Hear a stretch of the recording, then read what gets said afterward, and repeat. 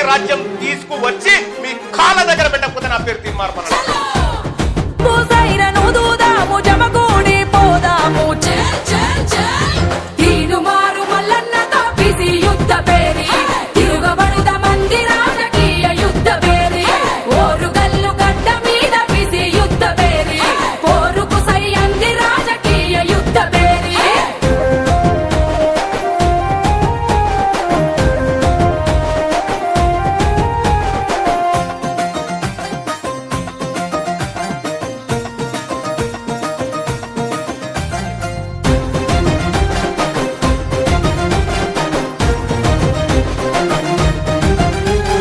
స్వాతంత్రం వచ్చనంటూ జెండా ఎగరేస్తాము.